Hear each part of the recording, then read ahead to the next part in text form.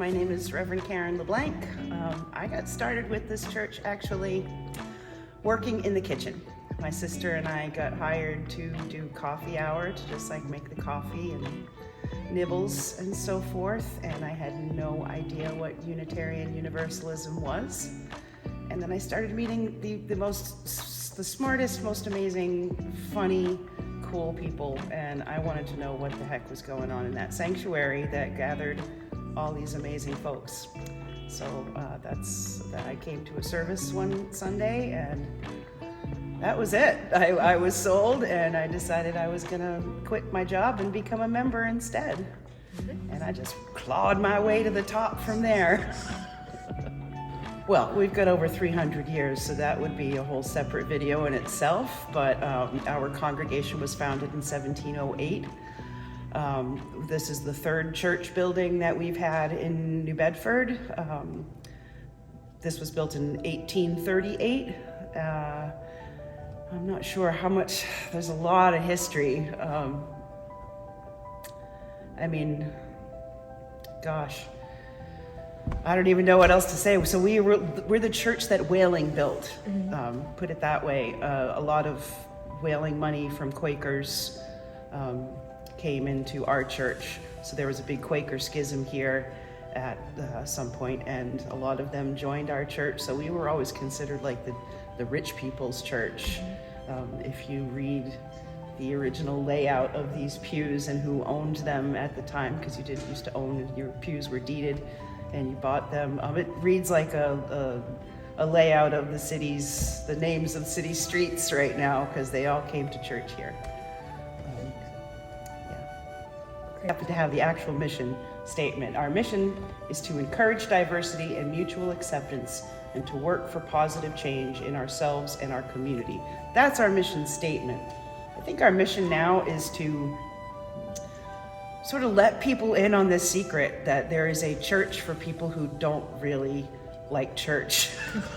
And that this is a place for spiritual seekers, and we have atheists and humanists and Christians and pagans and Buddhists and Jews and Hindus that can come and practice here comfortably, because everyone is on their own spiritual path, and we're sort of just like a place where everyone can walk that path together and be supported on their path, wherever it happens to lead.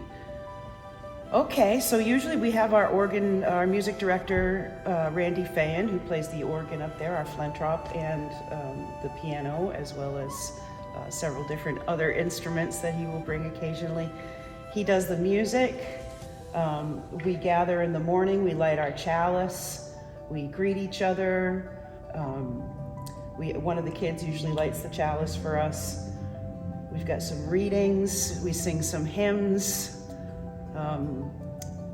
We share our joys and concerns with each other, come up and light candles for that, so that we can sort of keep abreast of what each other are going through if we want to share it, and we're thankful to have a place where people feel safe enough to be able to share what they're going through, or their best day, whether it's their worst day or their best day, that they feel comfortable here sharing that with us.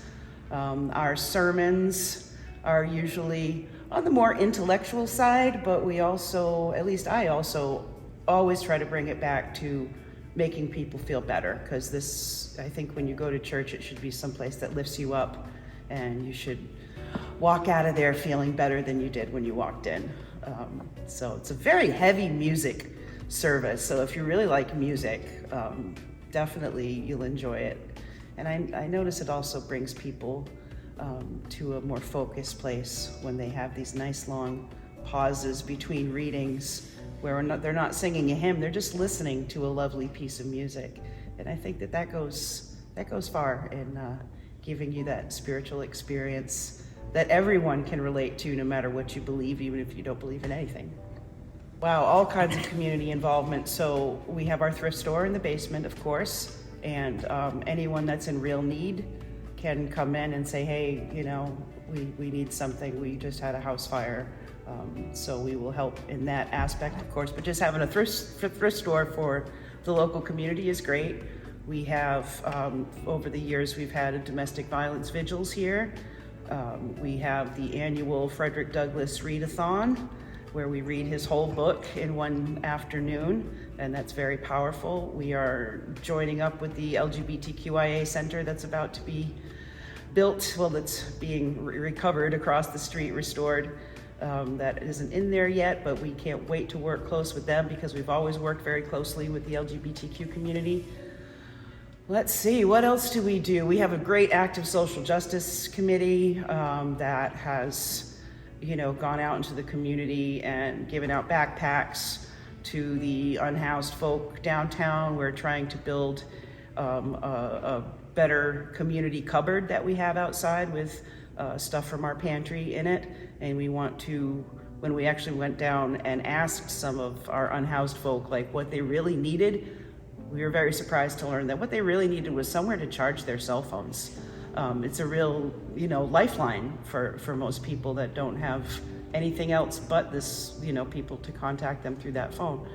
So we're building a Power to the People station outside. That's one of our projects that's going on. Let's see, we do have the indoor pantry, so if people knock on the door at the office, they can say, hey, we need a bag of groceries, can you help us out? And we'll absolutely do that.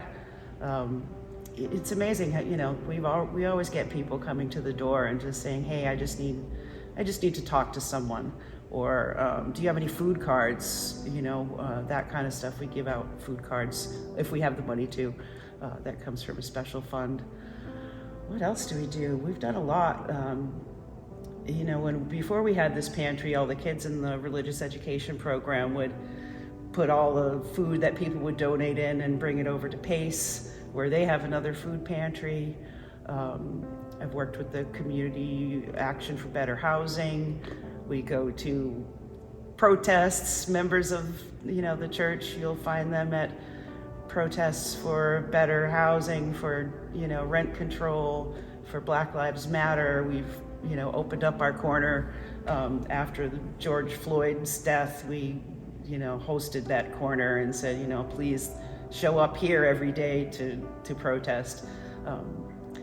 We're open to everything we can possibly. Oh, Waltz, what's it called, Jessica? Waltz Mobile Closet's going to be here next week, and that's a great organization that helps out women in need.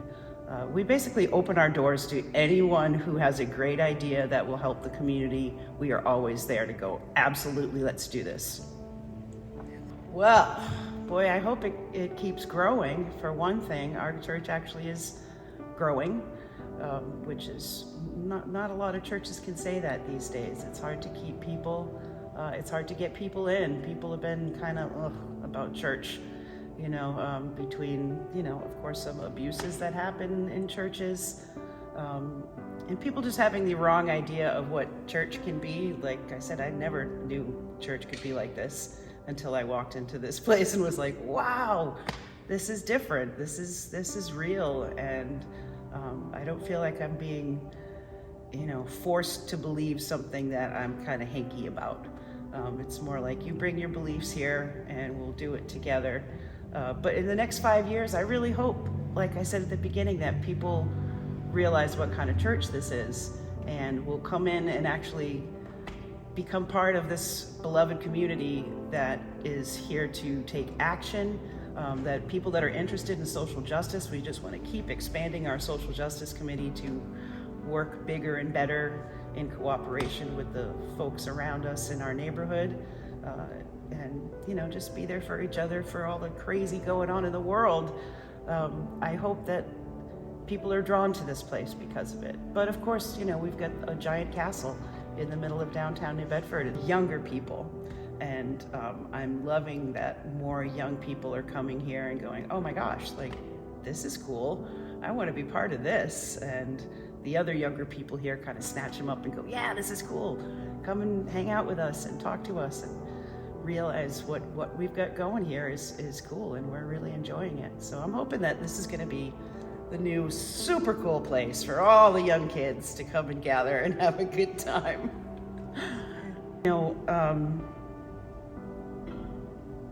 Find a good practice and practice it.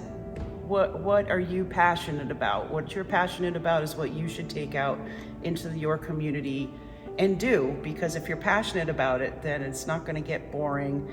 It'll always be something that's inspiring to you, and if it's inspiring to you and you go out and do it, you will inspire others. And inspiration and positivity are absolutely contagious things, I think. And once you get out there and start doing stuff, I think you feel better, you make people around you feel better, and that just, it spreads like, you know, like a virus, like a happy virus. And I think we need more of those kinds of things that just inspire people to be creative or be passionate or be dedicated. So pick a practice and practice it.